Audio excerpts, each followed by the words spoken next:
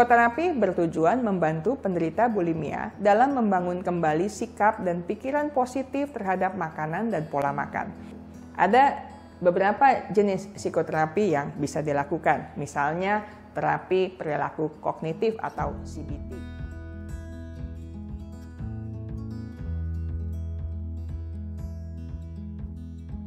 Kali ini kita akan membahas mengenai bulimia nervosa, salah satu gangguan makan yang dijumpai di kalangan remaja dan dewasa muda. Saya membagi topik ini ke dalam 2 video. Di video pertama, saya sudah membahas mengenai pengertian, gejala, penyebab, dan komplikasi bulimia nervosa. Sedangkan di video kedua, saya akan membahas mengenai pencegahan dan penanggulangan bulimia nervosa. Bagaimana pencegahan bulimia nervosa? Langkah pencegahan bulimia belum diketahui secara pasti hingga saat ini. Namun peran keluarga dan teman dapat membantu mengarahkan penderita bulimia ke arah perilaku yang lebih sehat. Cara yang dapat dilakukan misalnya, pertama, tingkatkan rasa percaya diri dengan saling memberikan motivasi untuk selalu hidup sehat setiap hari. Kedua, hindari body shaming, misalnya mengatakan kepada anggota keluarga atau teman bahwa tubuhnya terlalu kurus atau terlalu gemuk, serta wajahnya tidak cantik. Ketiga, ajak anggota keluarga untuk sesering mungkin makan bersama.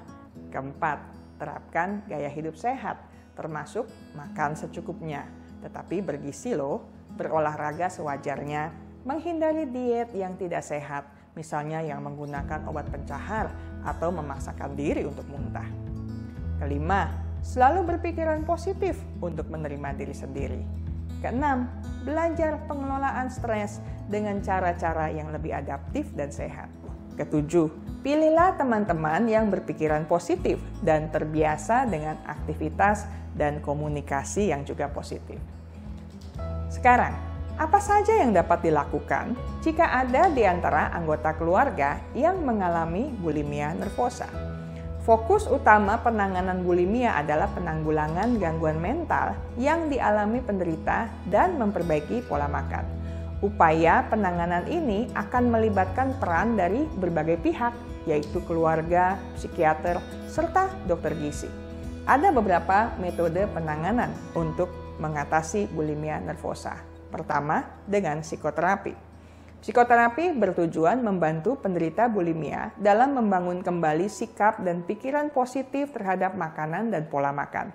Ada beberapa jenis psikoterapi yang bisa dilakukan, misalnya terapi perilaku kognitif atau CBT, Cognitive Behavioral Therapy, untuk membantu mengenali pemicu bulimia, memperbaiki pola makan penderita, serta mengubah pola pikir yang tidak sehat menjadi lebih positif. Yang kedua, misalnya terapi interpersonal yang bertujuan membantu pasien dalam mendeteksi masalah dalam berhubungan dengan orang lain, meningkatkan kemampuan berinteraksi dengan orang lain, berkomunikasi, serta menyelesaikan masalah. Hal kedua yang dapat dilakukan yaitu dengan menggunakan psikofarmaka alias obat-obatan. Untuk meredakan gejala depresi dan kecemasan yang dialami penderita bulimia, khususnya yang di atas usia 18 tahun, mungkin saja diperlukan bantuan dokter untuk meresepkan obat. Dan selama pengobatan, dokter akan memantau perkembangan kondisi dan reaksi tubuh penderita terhadap obat itu secara berkala.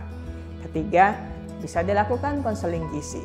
Konseling gizi bertujuan mengubah pola makan dan pola pikir terhadap makanan, meningkatkan asupan nutrisi dalam tubuh, serta informasi mengenai cara yang tepat dan sehat untuk memperoleh berat badan yang ideal.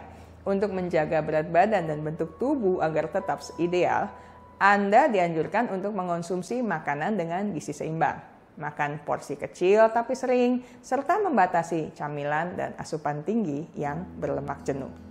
Keempat, hospitalisasi. Jika gejala bulimia memburuk atau disertai komplikasi yang serius, maka penanganan secara khusus di rumah sakit perlu dilakukan. Langkah ini perlu dilakukan untuk mencegah akibat fatal dari komplikasi, misalnya upaya bunuh diri. Kelima, dukungan sosial. Penanganan bulimia membutuhkan waktu yang cukup lama.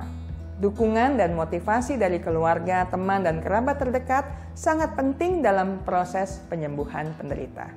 Keenam, psikoedukasi keluarga. Psikoedukasi keluarga bertujuan memberdayakan orang tua untuk membantu remaja mendapatkan kembali kendali atas makannya dan untuk membantu keluarga menangani masalah-masalah akibat gangguan makan. Ketujuh, batasi penggunaan media sosial. Tindakan ini bertujuan mengurangi dampak buruk paparan media sosial terhadap penampilan langsing dan menarik, berat badan ideal, konsep kecantikan yang membombardir pasien bulimia nervosa. Saya selesai dengan pembahasan topik ini. Kita akan bertemu minggu depan dengan topik yang berbeda. Terima kasih untuk kesetiaan Anda mengikuti channel ini. Ingat baik-baik, kesehatan mental Anda sangat berharga. Jagalah, pertahankanlah dengan sekuat tenaga.